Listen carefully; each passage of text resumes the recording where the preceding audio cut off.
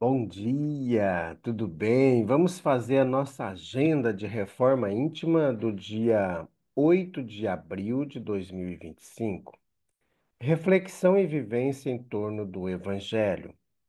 Ao nascer do dia, saiu e foi para um lugar deserto. A multidão que o procurava veio ter com ele e não o largava com receio de que fosse embora. Lucas 4:42. Meta do mês: combater o egoísmo, apego aos bens materiais. O amor aos bens terrenos constitui um dos mais fortes óbices ao vosso adiantamento moral e espiritual. Lacordaire em O Evangelho segundo o Espiritismo. Meta do dia: saber viver com simplicidade e moderação. Sugestão para sua prece diária: prece ao anjo da guarda, rogando estímulo à simplicidade e à moderação. Graças a Deus. Vamos, nesse instante, elevar nossos pensamentos a Jesus, elevar também os nossos sentimentos. Amado Mestre Jesus, benfeitores amigos, nossos anjos guardiães, nós nos colocamos diante de Ti nesta manhã e rogamos, Jesus, que nos ajude a desenvolver a moderação, que consigamos desenvolver em nós a paciência, a serenidade diante das dificuldades, diante dos conflitos. Fica conosco, Jesus. Graças a Deus. Vamos para a nossa vinheta.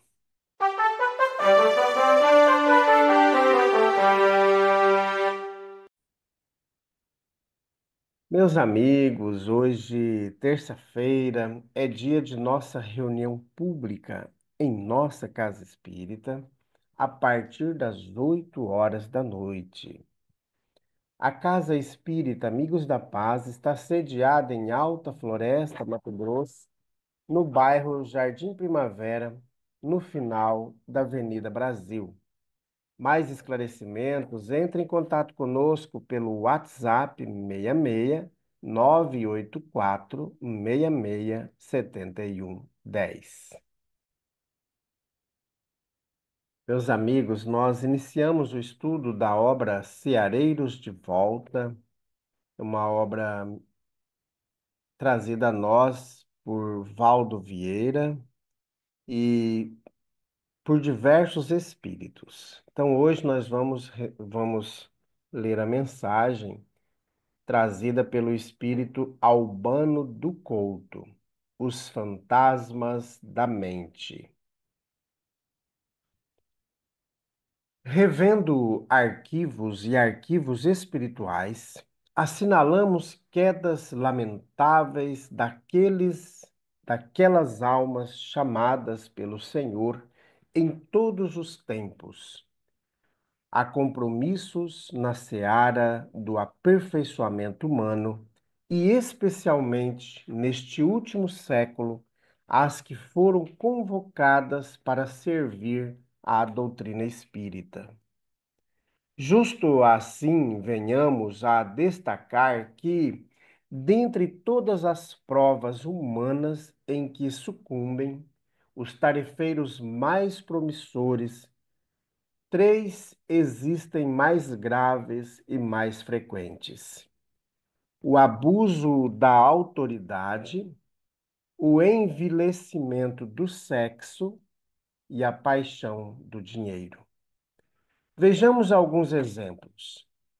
Nos excessos do poder, surpreendemos a cada passo a concorrência a posições destacadas nas galerias de mando terrestre, em prélios acirrados e violentos, nos quais grandes esperanças e sublimes projetos da espiritualidade são impiedosamente exterminados nos desvarios da inteligência, a transposição de forças que deveriam criteriosamente aproveitadas nas construções doutrinárias para o endeusamento da personalidade e consequente procrastinação de serviços ligados à emancipação coletiva e ao aprimoramento humano.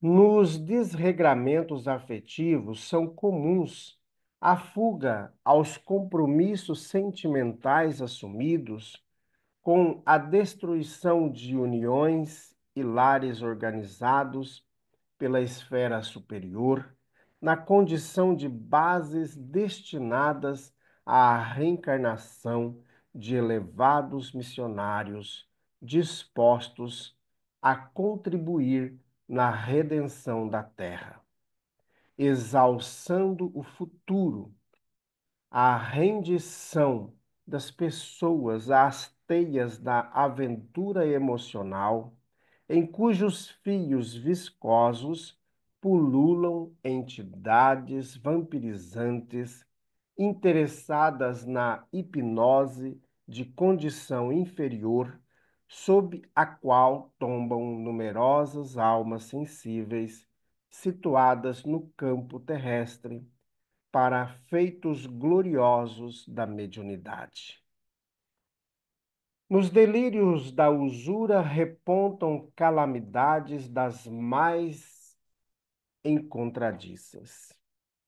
A capitulação diante de tentações infelizes, no manuseio de altas subvenções dessa ou daquela procedência, em cuja trama caracteres bem-intencionados se veem envolvidos nos jogos da apropriação indébita, fantasiada de competência, a vinculação gradativa a propinas douradas, à margem do serviço fraterno, propelindo sorrateiramente a criatura para os desvios absconsos do profissionalismo religioso. Os espíritos mentores permitem que o seareiro do bem seja testado de modo a lhe verificarem as forças para que se dilatem encargos e ações. Geralmente, o companheiro em falência não é a única pessoa a se prejudicar em semelhantes defecções, e por esse motivo, às vezes, os orientadores maiores julgam mais acertado que o problema surja de imediato para prevenir quedas futuras, piores e mais espetaculares de comunidades inteiras. Todos os caminhos da obsessão disfarçada em apontamento, repetindo a frase, todos os caminhos da obsessão disfarçada que apontamos constituem aferidos espirituais dos cultivadores do bem e da luz, conscientes das próprias responsabilidades, sem qualquer tangente à desculpa por deterem consigo forças suficientes para superá-los e, por isso mesmo, quando caem, não encontram apoio algum dentro de si mesmos para eximir-lhes a culpabilidade, adotando então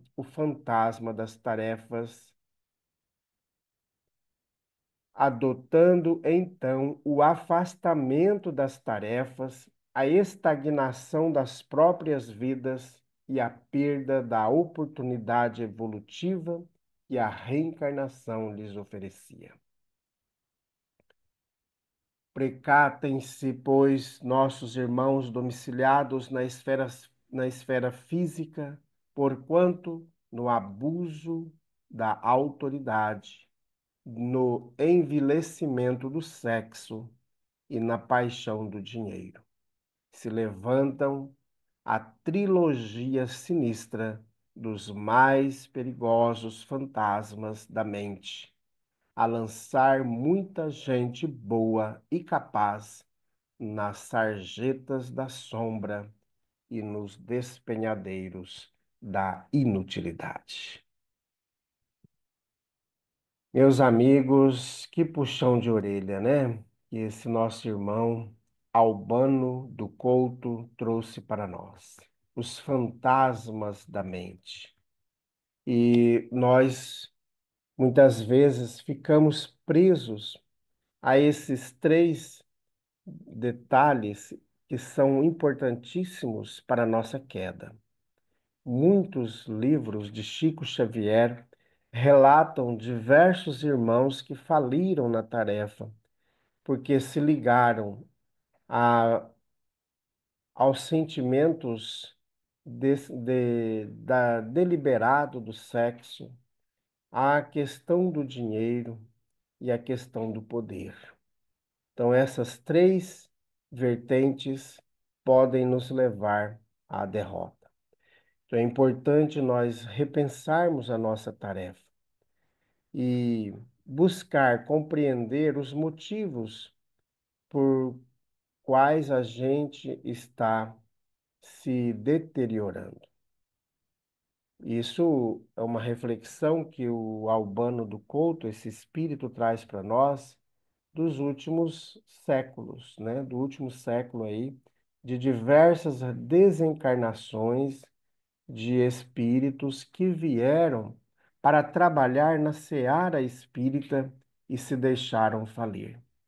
Então, serve para todos nós de reflexão, de apontamento, para que em tempo possamos rever nossa prática, nossa conduta, dentro da própria seara da doutrina espírita. E serve também para todos nós que afastamos da doutrina espírita, buscando viver outros ares. Será que não está na hora também de voltarmos para a tarefa? Então vamos refletir bastante no dia de hoje, ouvir de novo essa mensagem do Albano do Couto, que possamos, cada um de nós, comprometidos com a tarefa do Evangelho, trabalhar em nós esses desligamentos dos processos obsessivos que muitas vezes nós, por causa das nossas invigilâncias, tanto dos pensamentos como dos sentimentos, nos levam para a queda. Então vamos nesse instante fazer nossa prece. Graças a Deus, amado Mestre Jesus, nós queremos neste instante colocar em tuas mãos todos aqueles espíritos que no momento do seu sepultamento do corpo que os animou aqui na terra, não tinha ninguém. Foram enterrados como indigentes. Que esses irmãos possam compreender a dinâmica da vida, compreender os processos em que se encontraram ou que se encontram, aqueles espíritos que ficaram apegados aos seus corpos físicos, que esses irmãos possam, nesse instante, sentir a presença do seu anjo guardião, para que saia do túmulo e vá reorganizar o seu corpo espiritual em uma casa transitória, em um hospital no mundo espiritual. Olhe, Jesus, por todos aqueles irmãos que, ligados à sexualidade desregrada, ligada à ganância do ter e do poder, faliram. Olhe também, Jesus, por todos nós, para que consigamos, em tempo, reorganizar a nossa existência, para que dediquemos ainda mais na tarefa do Evangelho. Fica conosco, Jesus. Graças a Deus, que Deus seja louvado. Meus amigos, tenhamos um bom dia, fiquemos em paz e que Deus nos abençoe a todos.